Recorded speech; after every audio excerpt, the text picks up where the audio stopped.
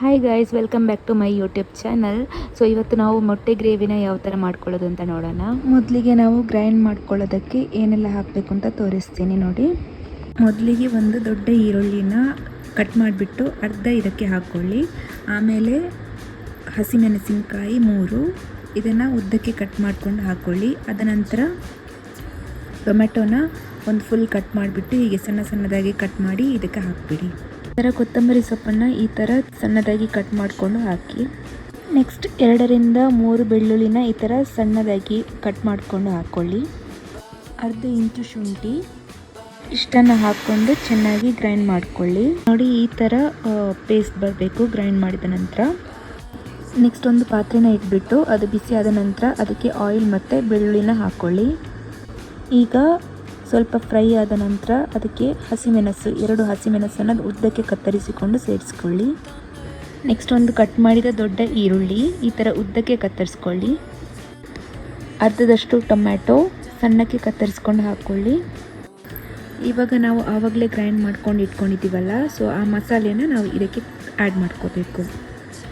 ಈ ಥರ ಆ್ಯಡ್ ಮಾಡ್ಕೊಂಡ್ಮೇಲೆ ಸೊ ಅದರ ಹಸಿ ವಾಸನೆ ಹೋಗುವವರೆಗೂ ನಾವು ಅದನ್ನು ಫ್ರೈ ಮಾಡ್ಕೊಳ್ಬೇಕು.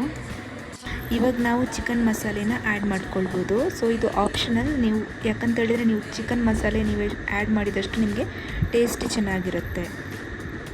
ಲಾಸ್ಟ್ ಟೈಮ್ ನಾನೇನು ವೀಡಿಯೋ ಹಾಕಿದ್ನಲ್ವ, ಸೊ ಟೊಮೆಟೊ ಸಾರು ಮಾಡುವಾಗ ನಾನು ಚಿಕನ್ ಮಸಾಲೆ ಹಾಕಿಬಿಟ್ಟು ಅದಕ್ಕೆ ಒಗ್ಗರಣೆ ಹಾಕಿದ್ದೆ. ಸೊ ಆವಾಗ ಟೇಸ್ಟ್ ಚೆನ್ನಾಗಿ ಬಂದಿತ್ತು. ಸೊ ಆಲ್ಮೋಸ್ಟ್ ನೀವು ನಾನ್ ವೆಜ್ ಅಥವಾ ವೆಜ್ ಮಾಡಿದ್ರೂ ಕೂಡ ಸೊ ನೀವು ಚಿಕನ್ ಮಸಾಲೆ ಪ್ರಿಫರ್ ಮಾಡಿದರೆ ನಿಮಗೆ ಟೇಸ್ಟ್ ತುಂಬ ಚೆನ್ನಾಗಿರುತ್ತೆ.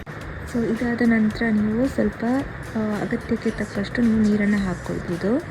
ಸೊ ನಂತರ ನೀವು ಕೆಂಪು ಮೆಣಸಿನ ಹುಡಿನ ಹಾಕ್ಕೊಳ್ಬೇಕು, ಸ್ವಲ್ಪ ಧನಿಯಾ ಪೌಡರ್. ಈಗ ಎಲ್ಲವನ್ನು ಚೆನ್ನಾಗಿ ಮಿಕ್ಸ್ ಮಾಡ್ಕೊಳ್ಳಿ.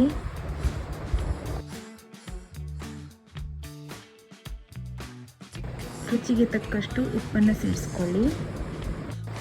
ನಂತರ ಬೇಯಿಸಿದ ಮೊಟ್ಟೆ ಏನಿದೆ ಅಲ್ವಾ, ಅರ್ಧ ಕಟ್ ಮಾಡಿಬಿಟ್ಟು ಈ ಥರ ಆ್ಯಡ್ ಮಾಡ್ಕೊಳ್ಬೇಕು ಕೊನೆಗೆ. ನೋಡಿ, ಇವಾಗ ಮೊಟ್ಟೆ ಹಾಕಿದ ನಂತರ ಇದು ಮಸಾಲೆ ಸ್ವಲ್ಪ ಏಳ್ಕೊಳ್ಬೇಕು. ಅದಕ್ಕೆ ನೀವು ಪುದೀನ ಸೊಪ್ಪನ್ನು ಚೂಸ್ ಮಾಡ್ಕೋಬೋದು. ನೀವು ಕೊತ್ತಂಬರಿ ಸೊಪ್ಪು ಹಾಕೋಬಾರ್ದು, ಪುದೀನ ಸೊಪ್ಪು ಯೂಸ್ ಮಾಡಿದರೆ ನಿಮಗೆ ಸ್ಮೆಲ್ ಕೂಡ ಚೆನ್ನಾಗಿರುತ್ತೆ, ಅದೇ ರೀತಿ ಟೇಸ್ಟ್ ಕೂಡ ಚೆನ್ನಾಗಿರುತ್ತೆ. ನೋಡಿ, ಇವಾಗ ಮೊಟ್ಟೆ ಗ್ರೇವಿ ರೆಡಿಯಾಗಿದೆ. ಸೊ ಇದನ್ನು ನೀವು ಚಪಾತಿ ಜೊತೆ ಕೂಡ ನೀವು ಕಾಂಬಿನೇಷನ್ ಮಾಡ್ಕೊಳ್ಬೋದು. ಯಾಕಂದರೆ ಚಪಾತಿ ಜೊತೆ ಸೇರಿಸಿದರೆ ಇನ್ನೂ ಚೆನ್ನಾಗಿರುತ್ತೆ. ನಿಮಗೆ ಈ ವಿಡಿಯೋ ಇಷ್ಟ ಆಯಿತು ಅಂದ್ಕೊಳ್ತೀನಿ. ಸೊ ಇಷ್ಟ ಆಗಿದ್ದರೆ ಲೈಕ್, ಶೇರ್, ಸಬ್ಸ್ಕ್ರೈಬ್ ಮಾಡಿ. ಅದೇ ರೀತಿ ಪಕ್ಕದಲ್ಲಿರೋ ಬೆಲ್ ಐಕಾನ್ ಕೂಡ ಕ್ಲಿಕ್ ಮಾಡ್ಕೊಳ್ಳಿ. ನಾನು ಇನ್ನೊಂದು ಇಂಟ್ರೆಸ್ಟಿಂಗ್ ರೆಸಿಪಿಯೊಂದಿಗೆ ನಾನು ನಿಮಗೆ ಸಿಗ್ತೀನಿ guys. Thank you, bye bye.